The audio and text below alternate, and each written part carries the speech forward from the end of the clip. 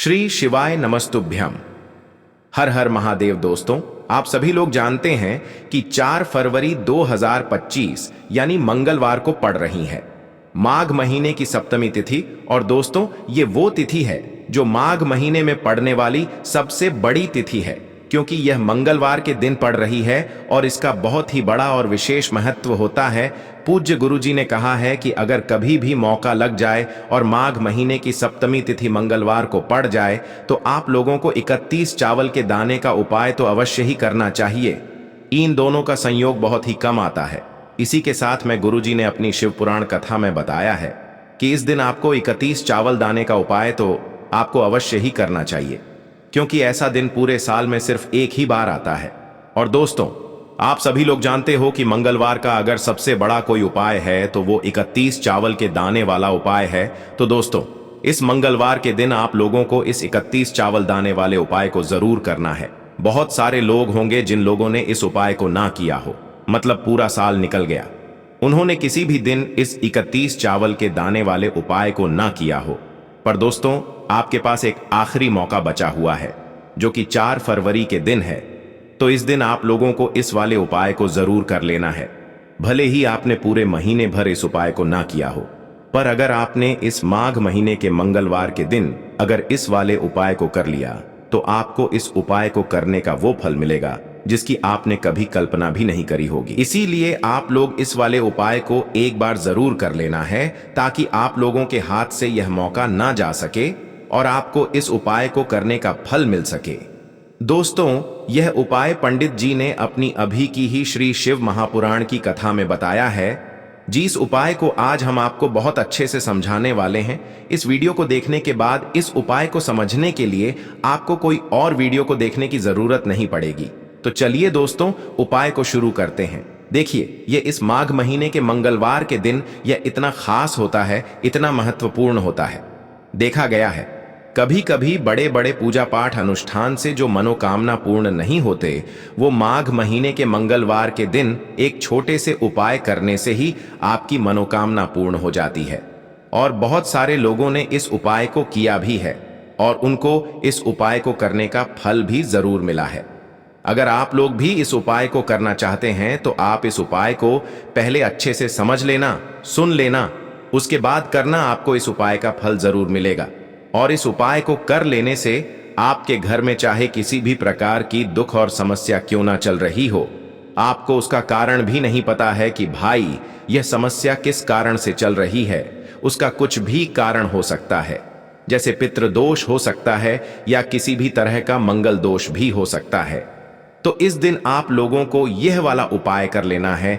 यह एक ऐसा उपाय है जिस उपाय को अगर किसी विशेष दिन पर किया जाए तो भाई उस विशेष दिन का जो है वह तो हमें मिलता ही मिलता है, पर हमने उस दिन पर इस उपाय को किया है तो हमें उससे भी बड़ा फल मिलता है, और फल बहुत जल्दी मिलता है, क्योंकि आप इस उपाय को बहुत ही बड़े और विशेष दिन पर कर रहे हो। तो चलिए अब उपाय के बारे में बात करते हैं। लेकिन उससे पहले आप लोगों को यह जानना आवश्यक है कि आखिर यह उपाय किस समय करना है, किसको करना है और कैसे करना है। तो चलिए हम आगे आपको वीडियो में एक एक करके बता देते हैं। लेकिन उससे पहले अगर आप लोग हमारे चैनल पर पहली बार आए हैं या फिर मेरी आवाज आज पहली बार सुन रहे हैं तो हमारे चैनल को सब्सक्राइब जरूर कर लेना और इस वीडियो को लाइक करके कमेंट बॉक्स में श्री शिवाय नमस्तुभ्यम ओम नम शिवाय जरूर टाइप कर देना। तो दोस्तों, इस 31 चावल के दाने वाले उपाय को हमें इस सोमवार के दिन कैसे करना है, किसको करना है, किस समय करना है और कहां पर करना है, ये सारे सवालों के जवाब आपको इस वीडियो में मिल जाएंगे। और जो ये वीडियो देखेगा भाई, उसको 31 चावल के दाने वाला उपाय जरूर करना चाहिए, क्योंकि इस दिन एक चावल के दाने का भी बहुत ही बड़ा और विशेष महत्व होता है। और जब बात आ जाए 31 चावल के दाने की, तो ये सोने पे सुहागा वाली बात हो जाती है और ये एक बहुत ही बड़ा उपाय हो जाता है इस मंगलवार सप्तमी तिथि का। तो अब दोस्तों, इस 31 चावल के दाने वाले उपाय को आखिर करना किसको है, सबसे पहले हम लोग वो बात जान लेते हैं। तो देखो, घर की जो बड़ी माताएं बहनें होती हैं, उन माताओं बहनों में से कोई भी एक बड़ी माता बहन इस वाले उपाय को कर सकती है। और दोस्तों, अगर आप चाहें तो अपने घर में से सभी सदस्यों को भी इस उपाय को करवा सकते हैं। अगर किसी व्यक्ति की खुद की कोई मनोकामना है, खुद की कोई दुख और परेशानी है जो कि वह अपने लिए ही करना चाहता है, इस वाले उपाय को तो वह खुद अपने लिए भी कर सकता है। बाकी अगर कोई घर में से ऐसा है जो कि अपने पूरे घर परिवार की सुख और शांति के लिए ये वाला उपाय करना चाहता है, तो भाई वह भी कर सकता है, उसमें भी कोई दिक्कत वाली बात नहीं है। कहने का मतलब ये है कि इस उपाय को हर एक सदस्य भी कर सकता है और पूरे घर परिवार के सदस्य के लिए घर की बड़ी माताओं बहनों में से कोई एक माता बहन भी कर सकती है। माताएं बहनें अगर घर में उपस्थित न हो या वो यह वाला उपाय न कर पा रही हो, तो फिर घर का कोई बड़ा सदस्य भी इस 31 चावल के दाने वाले उपाय को कर सकता है, चाहे फिर वह पुरुष ही क्यों ना हो, उसमें कोई भी दिक्कत वाली बात नहीं है। अब दोस्तों, इस 31 चावल के दाने वाले उपाय को हमें करना कहां पर है? हमें इसे शिव जी के मंदिर में जाकर करना है। बहुत सारे लोग प्रश्न करते हैं, हर एक उपाय को करते समय क्या हम इस उपाय को घर पर कर सकते हैं? तो इस वाले उपाय को आप घर पर नहीं कर सकते हो। इस वाले उपाय को करने के लिए आपको शिव जी के मंदिर ही जाना पड़ेगा। उसके बाद में दोस्तों, जो अगला प्रश्न निकल कर आता है वो यह आता है इस उपाय को लेकर कि आखिर इस उपाय को हमें किस समय करना है, सुबह के समय करना है कि शाम के समय करना है? तो देखो, इस वाले उपाय को आप लोग सुबह के समय भी कर सकते हो और शाम के समय प्रदोष काल में भी कर सकते हो। अब अगर आप पूछो कि भाई सबसे उत्तम समय कौन सा रहेगा इस 31 चावल के दाने वाले उपाय को करने का, तो हम आपसे बस यही कहेंगे कि इस उपाय को आप सुबह के समय करेंगे तो ज्यादा बेहतर होगा। बाकी अगर प्रदोष काल शाम के समय भी करेंगे तो भी अच्छा होगा, उसमें कोई भी दिक्कत वाली बात नहीं है। तो अब दोस्तों, जो अगली सबसे बड़ी और महत्वपूर्ण बात आती है वो यह आती है कि सुबह अगर हम उपाय को करेंगे तो हमें कितने बजे से लेकर कितने बजे तक के बीच में करना है, और शाम के समय प्रदोष काल में करेंगे तो हमें कितने बजे से लेकर कितने बजे के बीच में करना है। तो देखो, सुबह जितनी जल्दी हो सके आप उपाय को करने की कोशिश करना। बाकी अगर किसी कारणवश लेट भी हो जाओ, थोड़ी देर भी हो जाए, तो 10 या 11 बजे तक भी आप उपाय कर लेना, पर 12 बजे से ज्यादा देरी ना हो, ठीक है? इस बात का ध्यान रखना। उसके बाद में दोस्तों, अगर शाम के समय प्रदोष काल की बात करें, प्रदोष काल का जो समय होता है वो शाम के 6 बजे से शुरू हो जाता है। मतलब शाम के 6 बजे से लेकर 7 बजे के बीच का जो समय होता है, ये समय प्रदोष काल का समय होता है। पर अभी जो मौसम चल रहा है, इस मौसम में जो है शाम बहुत देरी से होती है, तो आप इस उपाय को 7 या 8 बजे के बीच में भी कर सकते हो।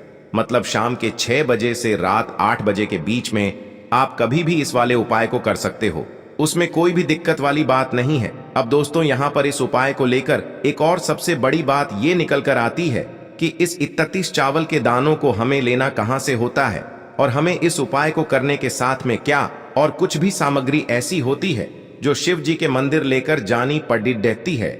तो देखो, यहाँ पर हम आपको बता दें, सबसे पहले आप लोग यह जान लो कि यह जो 31 चावल के दाने वाला उपाय है, सिर्फ और सिर्फ आप उपाय की सामग्री लेकर कभी भी शिव जी के मंदिर मत जाना, क्योंकि हमें भगवान के सामने ये नहीं दर्शाना है कि अगर हम भगवान शिव जी के मंदिर आए हैं तो अपने फायदे के लिए आए हैं। तो इसलिए जो भी पूजन सामग्री है, उपाय सामग्री है, 31 चावल के दाने, इसके साथ में आपको पूजन सामग्री भी जरूर लेकर जाना है।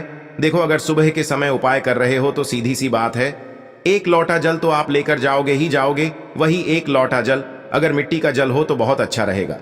मिट्टी का जल कैसे बनाया जाता है, इसके लिए हमने पहले से बहुत सारी वीडियोस बना दी है। आपके पास इस दिन एक आखिरी मौका रहेगा मिट्टी का जल शिव जी पर चढ़ाने का, और उपाय को करने का बहुत बड़ा आपको इस दिन फल मिलेगा। तो इसीलिए इस दिन हो सके तो भाई मिट्टी का जल चढ़ाना तो अपने साथ में कम से कम 1 लोटा जल तो आपको लेकर जाना ही जाना है। अगर मिट्टी का जल नहीं है तो घर का जल भी आप इस्तेमाल कर सकते हो। इसके अलावा जो भी पूजन सामग्री है, देखो 31 चावल के दाने ये अलग आपके रहेंगे, और जो आपकी पूजन सामग्री रहेगी वो अलग रहेगी।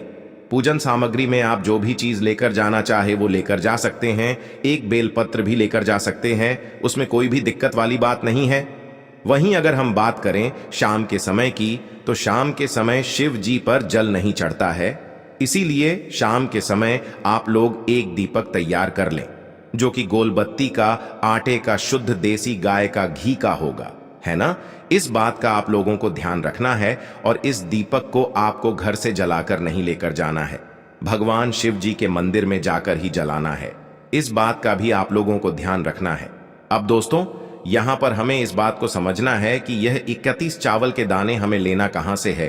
क्या हमें दुकान से लेकर आना है, या हमें अपने घर से लेना है, या कहां से लेकर आना है, और कौन से चावल लेना है, क्योंकि चावल भी बहुत प्रकार के होते हैं। तो देखो, इन सभी सवालों के जवाब आप लोग एक बात में सुन लो कि भाई ये जो उपाय है, इस उपाय में आपको ये नहीं देखना है कि भाई कौन से चावल है, कौन से चावल नहीं है।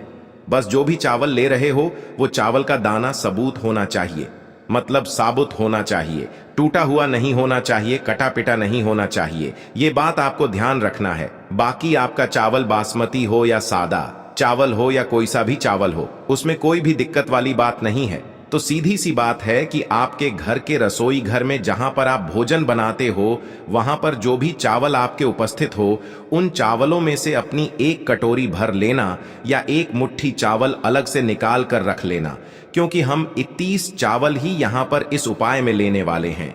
तो हमें यह चावल के दाने गिनकर निकालने पर डिढेंगे। इस बात का आप लोगों को ध्यान रखना है। तो अपने उस चावल की कटोरी में से या चावल में से 31 ऐसे चावल के दाने आप लोग निकाल लो जो कि टूटे हुए ना हो, कटे पिटे ना हो, जिनमें कोई दाग ना लगा हुआ हो, है ना। अच्छे साबुत चावल के दाने 31 दाने आप लोग निकाल कर रख लो, और इन्हें किसी भी एक कागज की पूड़िया में या किसी एक छोटी सी कटोरी में आप लोग रख लो, ताकि यह सुरक्षित रहे, आपके एक भी चावल का दाना इधर उधर ना हो और आपका उपाय भी पूरा अच्छे से हो जाए। तो भाई, जैसे ही आपका उपाय की जो सामग्री है, 31 चावल के दाने ये तैयार हो जाते हैं, उसके बाद मैं आपको जो भी अपनी पूजन सामग्री है सुबह के समय कर रहे हो, तो एक लोटा जल और एक बेलपत्र या पूजन सामग्री जो लेकर जाना चाहो उसकी भी तैयारी कर लेना। और शाम के समय जा रहे हो तो भाई अपना जो दीपक है उसे तैयार कर लेना, ठीक है। और उपाय को करते समय शुद्धता का विशेष रूप से ध्यान रखना, ठीक है। सुबह सुबह स्नान करने के बाद ही उपाय को करने की आप लोग तैयारी करना। उसके बाद अगर शाम के समय की बात करें तो शाम के समय आपको स्नान करने की जरूरत नहीं है, पर शुद्धता का ध्यान रखना है। आपको स्नान तो नहीं करेंगे, आप हाथ मुंह धोकर भी इस वाले उपाय को शाम के समय प्रदोष काल में कर सकते हैं, इसमें कोई दिक्कत वाली बात नहीं है।